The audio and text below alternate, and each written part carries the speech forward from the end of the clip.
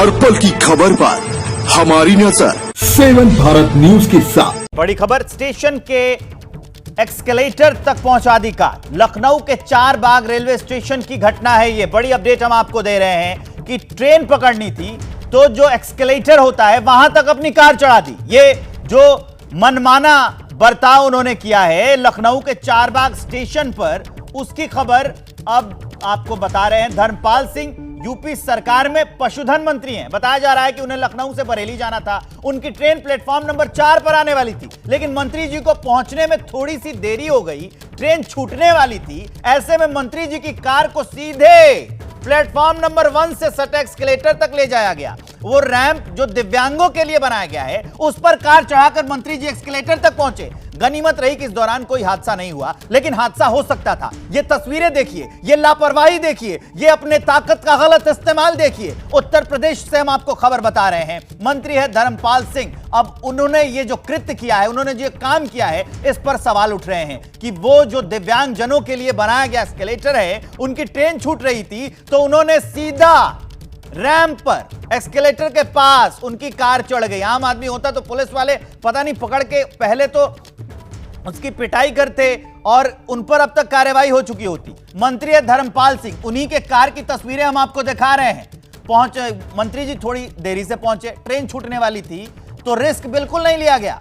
Train छूटने वाली है, इससे पहले ही कार को सीधे प्लेटफॉर्म नंबर 1 से सटे एक्सकेलेटर तक ले जाया गया। उसी की तस्वीर दिखा रहे हैं। और यह एक्सकेलेटर दिव्यांग जनों के लिए बनाया गया है। अगर सोचिए कि अगर ट्रेन छूट रही हो तो क्या ऐसा करना जायज है? मंत्री हैं, पावर है, तो उनकी कार सीधा एक्सकेलेटर तक पहुंचा दी गई। ये बड़ी अपडेट हम आपको बता रहे हैं। लखनऊ के चार बाग की यह घटना, उत्तर प्रदेश की राजधानी लखनऊ, वहां के चार बाग रेलवे स्टेशन की घटना की रैंप पर कार चढ़ा दी मंत्री जी ने। स्टेशन के एक्सकेलेटर तक उनकी कार जो है वो पहुंचा दी गई। नाम जान लीजिए, उत्तर प्रदेश के मंत्री हैं धर्मपाल सिंह। अब उन पर सवाल उठ रहे हैं कि ट्रेन पकड़ना था तो थोड़ी पहले आते। मंत्री हैं, उनके पास बहुत तरीके की पावर होती है। वो दूसरी ट्रेन से जा सकते थे या फिर वो सड़क का इस्तेमाल कर सकते थे। अगर देरी हो रही है तो क्या यह करना जायज है? ये तस्वीरें सवाल पूछ रही हैं और ये पूछ रही हैं कि अगर यह कृत्य किसी आम आदमी ने किया होता तो क्या अब तक उस पर कार्रवाई नहीं होती? ये धर्मपाल सिंह, जिनकी तस्वीर हम आपको दिखा रहे हैं, मंत्री हैं। इन्होंने क्या किया है कि एक्सकेलेटर तक, वो जो दिव्यांग जनों के लिए रास्ता बनाया जाता है उनकी सुविधा के लिए, वहां तक अपनी ये बड़ी कार चढ़ा दी है। लखनऊ के चार बाग स्टेशन की घटना है। धर्मपाल सिंह, जिनकी तस्वीर आप देख रहे हैं अपनी टीवी स्क्रीन पर, ये उत्तर प्रदेश सरकार में पशुधन मंत्री हैं। लखनऊ से बरेली जाना था साहब को। ट्रेन प्लेटफॉर्म नंबर 4 पर आने वाली थी। मंत्री जी थोड़ी देर से पहुंचने वाले थे, थोड़ी देर हो गई इनको आने में। अब ट्रेन छूटने वाली थी तो ऐसे में क्या किया मंत्री जी ने? कार को सीधे प्लेटफॉर्म नंबर 1 से सटे एक्सकेलेटर तक ले जाया गया। जो रैंप दिव्यांग जनों के लिए बनाया गया है, उस पर, उसी रैंप पर कार चढ़ा दी। अगर रैंप को कोई क्षति पहुंचती तो आने वाले जो दिव्यांगजन हैं उनको भी होती तकलीफ। इससे कोई दुर्घटना हो सकती थी। एक्सकेलेटर तक कार लेकर गए।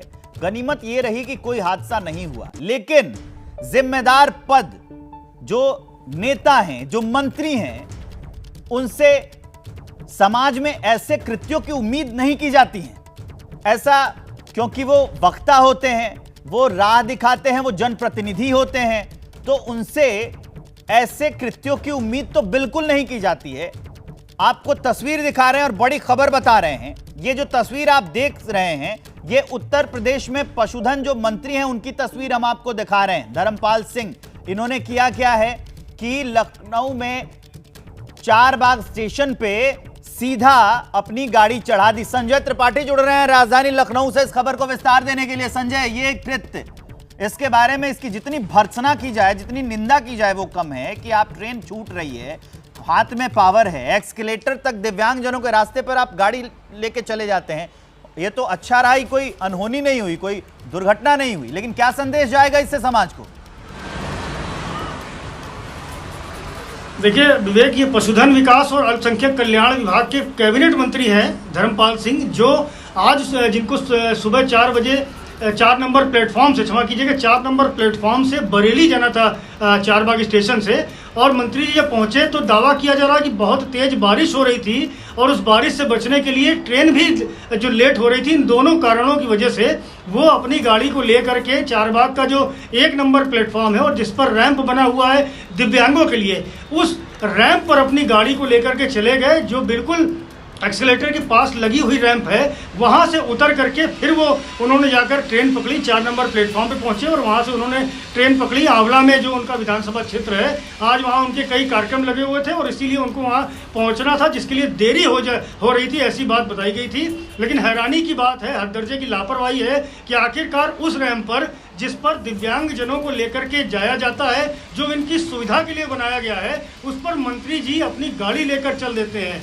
ये बात बताई जा रही। कुछ यात्रियों ने इसका वीडियो भी बनाया, वायरल भी किया और सभी जब ये मंत्री की गाड़ी बहुत तेज़ी से फर्राटा मारते हुए प्लेटफॉर्म नंबर 1 पर गई है, तो यात्री हैरान हो गए कि आखिरकार स्टेशन के भीतर इस तरह से कोई गाड़ी कैसे आ सकती है। मंत्री जी का फ़ोन नहीं मिल रहा है, लेकिन उनके स्टाफ का ये दावा है कि जो जीआरपी उनको स्टेशन पर लेकर जा रही थी, वो जीआरपी ही इस रैंप तक उन्हें लेकर गई थी। मंत्री की कोई गलती नहीं है, ऐसा उनके स्टाफ दावा कर रहे हैं। लेकिन सोचना चाहिए मंत्री जी को खुद कि आखिरकार स्टेशन वो अक्सर जाते हैं, बरेली जब भी जाते हैं तो ट्रेन से ही जाते हैं, हमेशा उनकी गाड़ी कहाँ तक जाती है। तो ये मंत्री जी को भी सोचना चाहिए कि आखिरकार रैंप तक उनकी गाड़ी क्यों ले जाई जा रही है, उसके पहले ही गाड़ी को क्यों नहीं रोका गया। आपने बिल्कुल सही कहा कि अगर कोई सामान्य व्यक्ति होता जिसकी गाड़ी पोर्टिको से भी अगर थोड़ा आगे पीछे हो जाती, तो उस पर तमाम तरह की कार्रवाई हो जाती, तमाम मुकदमे लिख जाते, गिरफ्तारी भी हो सकती थी, रेलवे एक्ट की भी कार्रवाई हो सकती थी। लेकिन चूंकि मामला मंत्री जी से जुड़ा था, ऐसे में उन पर कोई कार्रवाई नहीं की गई। अभी तक मंत्री जी का कोई बयान भी इस सिलसिले में नहीं आया है। लेकिन ये बड़ा हैरानी भरा कारनामा है मंत्री जी की ओर से जो किया गया है, ये लापरवाही है और इससे साफ संदेश जाता है कि उत्तर प्रदेश के जो मंत्री हैं वो रसूखदार हैं, उनके रसूख के आगे किसी की भी नहीं चलती। विवेक, संजय, इस बारे में कोई कार्रवाई की सूचना अभी तक आई है क्या? देखिए, कोई कार्रवाई नहीं हुई है क्योंकि मामला कैबिनेट मंत्री जुड़ा हुआ है। मंत्री जी ट्रेन पकड़ के चले गए, उनकी गाड़ी भी वापस आपने देखा किस तरह से बैक होकर के रैंप से निकल गई, तो कार्रवाई का तो सवाल ही नहीं उठता है। अभी तक मंत्री जी की ओर से कोई स्पष्टीकरण भी नहीं आया है कि आखिरकार उनकी जो गाड़ी है वो दिव्यांगों के रैंप तक कैसे पहुंची। बहुत अहम जानकारी दे रहे हैं आप संजय त्रिपाठी कि अभी तक कोई कार्रवाई नहीं हुई है। मंत्री जी का जो वीआईपी कल्चर है, उसकी तस्वीरें हम लखनऊ चारबाग स्टेशन से आपको दिखा रहे थे। जो अपडेट होगा आपको आगे की खबरों में बताएंगे, लेकिन इस वक्त बड़ी खबर जान लीजिए, मध्य प्रदेश से आ रही है ये बड़ी खबर। कैबिनेट विस्तार की सुगबुगाहट अब वहां तेज हो गई है। एमपी में मंत्रिमंडल विस्तार पर यह बड़ी खबर जान लीजिए।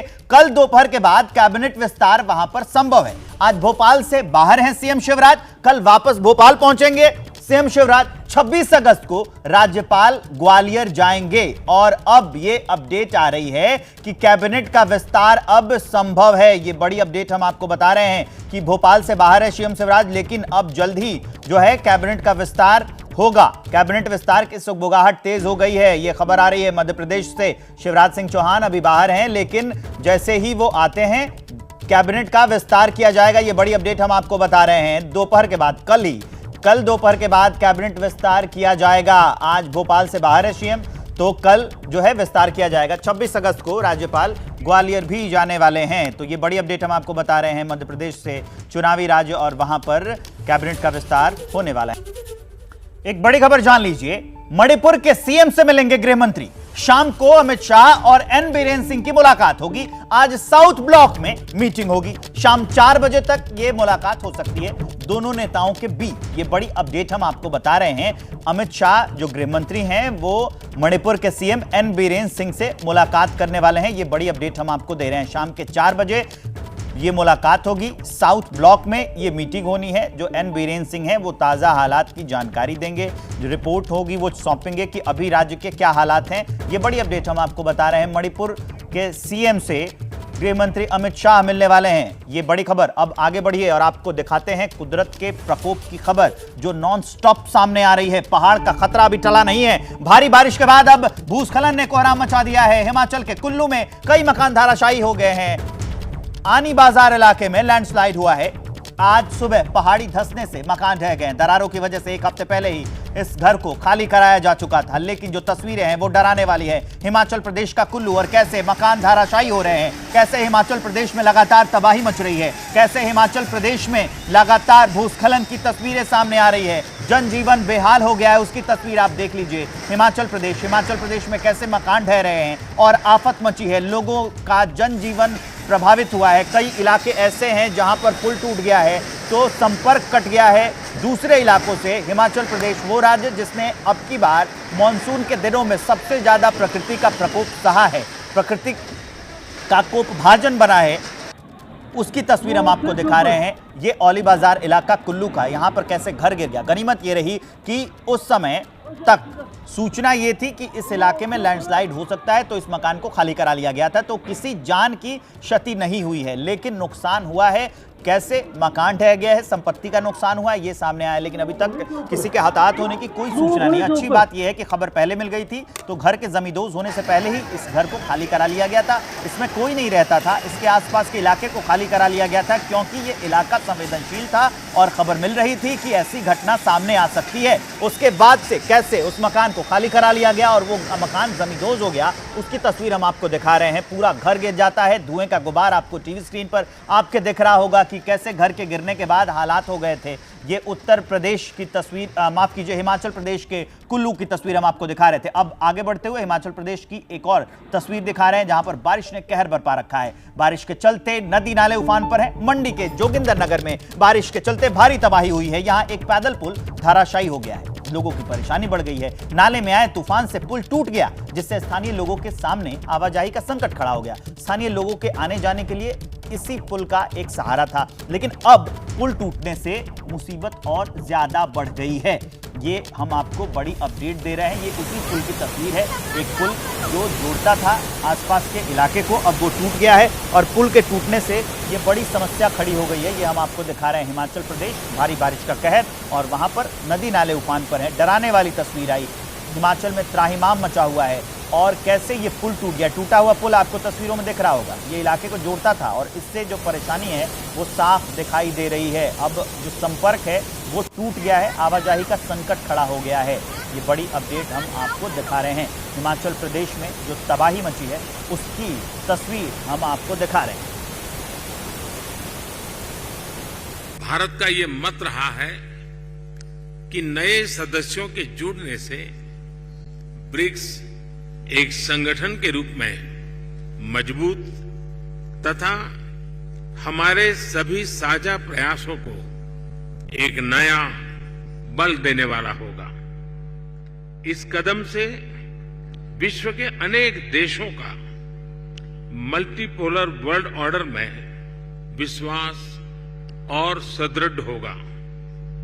मुझे खुशी है कि हमारी टीम्स ने मिलकर एक्सपांशन के गाइडिंग प्रिंसिपल्स, स्टैंडर्ड्स, क्राइटेरिया और प्रोसीड्यूर पर सहमति बनाई है और इनके आधार पर आज हम अर्जेंटीना, इजिप्ट, ईरान, सऊदी अरब, इथियोपिया और यूएई का ब्रिक्स में स्वागत करने के लिए सहमत हुए हैं। सबसे पहले मैं इन देशों के लीडर्स और वहां के नागरिकों को बहुत बहुत बधाई देता हूं। मुझे विश्वास है कि इन देशों के साथ मिलकर हम अपने सहयोग को एक नई गति और नई ऊर्जा देंगे। भारत के इन सभी देशों के साथ बहुत ही गहरे संबंध है, बहुत ही ऐतिहासिक संबंध है। ब्रिक्स की मदद से हमारे द्विपक्षीय सहयोग में नए आयाम अवश्य जुड़ेंगे। जिन अन्य देशों ने भी ब्रिक्स से जुड़ने की अभिलाषा व्यक्त की है, भारत उनको भी पार्टनर कंट्रीज के रूप में जुड़ने के लिए कॉन्सेंसस बनाने में योगदान देगा। फ्रेंड्स, ब्रिक्स का विस्तार एवं आधुनिकीकरण इस बात का संदेश है कि विश्व के सभी इंस्टीट्यूशंस को बदलते समय की परिस्थितियों के अनुरूप ढलना चाहिए। ये एक ऐसी पहल है जो 20वीं सदी में स्थापित अन्य ग्लोबल इंस्टीट्यूशंस के रिफॉर्म के लिए एक मिसाल बन सकता है। फ्रेंड्स, अभी मेरे मित्र रामाफोसा जी ने भारत के मून मिशन को लेकर के ढेरों बधाइयां दी और मैं यहां कल से अनुभव कर रहा हूं, हर किसी से बधाइयां मिल रही हैं और दुनिया भर में भी इस सफलता को एक देश की सीमित सफलता के रूप में नहीं, लेकिन पूरी मानव जाति की एक महत्वपूर्ण सफलता के रूप में स्वीकार किया जा रहा है। ये हम सभी लोगों के लिए अत्यंत गर्व का विषय है और भारत के वैज्ञानिकों को पूरे विश्व की तरफ से अभिनंदन का अवसर है। फ्रेंड्स, कल शाम भारत के चंद्रयान ने चांद के दक्षिण ध्रुव पर सॉफ्ट लैंडिंग की। ये केवल भारत के लिए ही नहीं, बल्कि पूरे विश्व के वैज्ञानिक समुदाय के लिए एक बहुत बड़ी उपलब्धि है। और जिस क्षेत्र में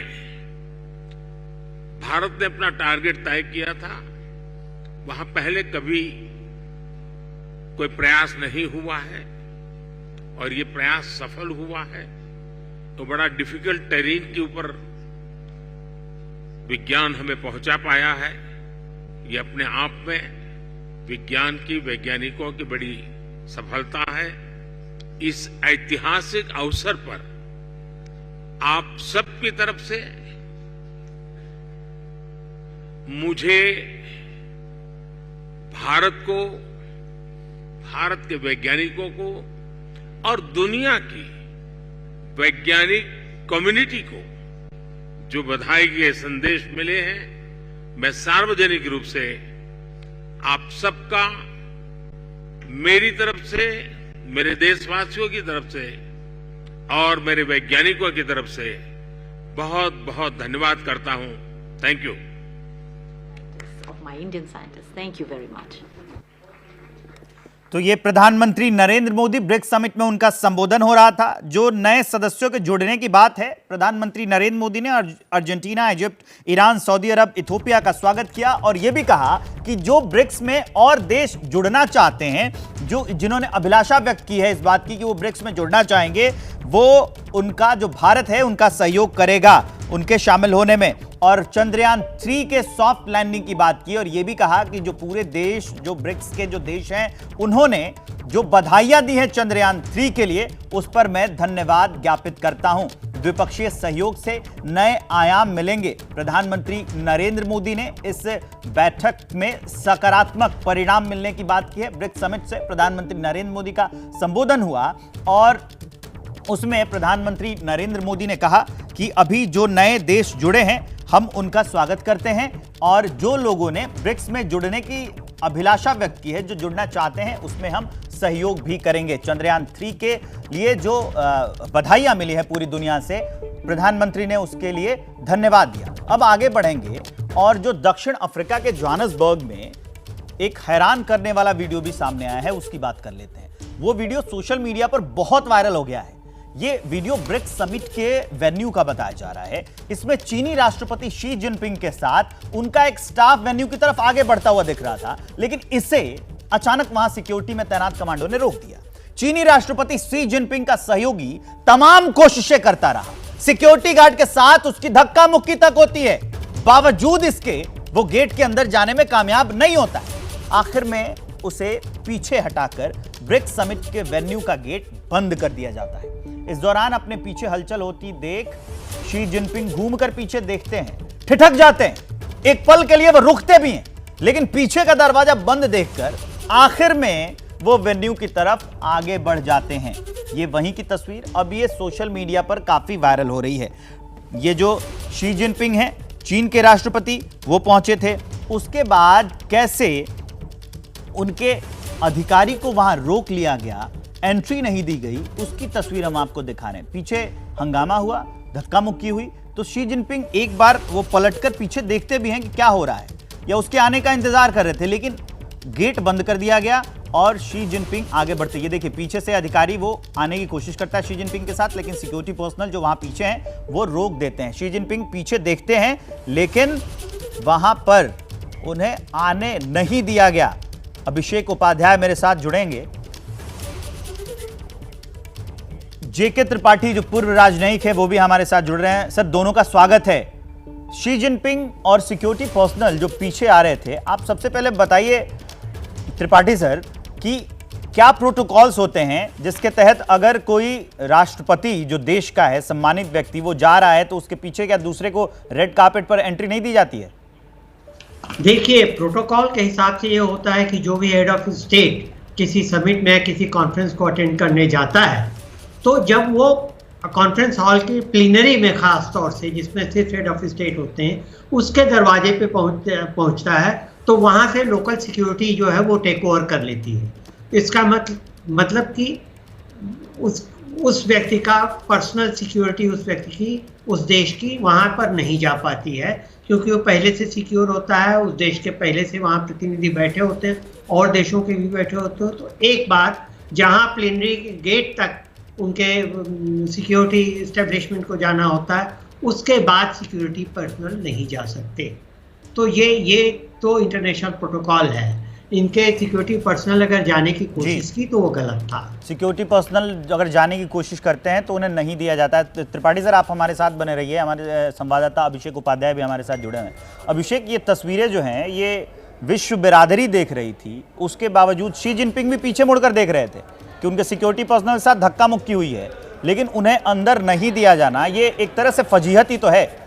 देखिए विवेक, ये बहुत बड़ा कंफ्यूजन है और इसको लेकर के वहाँ एक सवाल ये भी खड़ा हुआ कि ये किसी तरह की सिक्योरिटी का वायोलेशन भी है क्या, क्योंकि जो व्यक्ति आ रहा था, जो जानकारी मिल रही है, जो शी जिनपिंग के पीछे आ रहा था, वो जो ऑलरेडी वहाँ डिटेलिंग थी, शायद उस डिटेलिंग का हिस्सा नहीं था, इसलिए उसको वहाँ पर रोका गया। और एक बात मैं आपको और बताऊं कि ये एक सिलसिला है। आप देखिए, शी जिनपिंग जब वहाँ पर आए तो उनका जो सबसे पहला की इवेंट था, वहाँ की बिजनेस फोरम में उनको एड्रेस करना था, वो उन्होंने मिस किया। क्यों मिस किया? चीन की ओर से अभी तक इसका कोई भी एक्सप्लेनेशन सामने नहीं आया है कि उन्होंने क्यों मिस कर दिया और अपनी जगह पर कॉमर्स मिनिस्टर को क्यों भेज दिया। तो कई तरह की बातें चल रही हैं कि एक के बाद दूसरे कंफ्यूजन हो रहे हैं, दूसरे बड़े मिस हो रहे हैं, और वो भी ऐसी कॉन्फ्रेंस में जहां पर चीन की ओर से, चीन का वहां पर बहुत ही भारी इन्वेस्टमेंट है साउथ अफ्रीका में, और वहां उम्मीद थी कि चीन सबसे प्रोमिनेंटली अपने आप को पेश करेगा। वहां लगातार इस तरह की चीजें हो रही है, इसलिए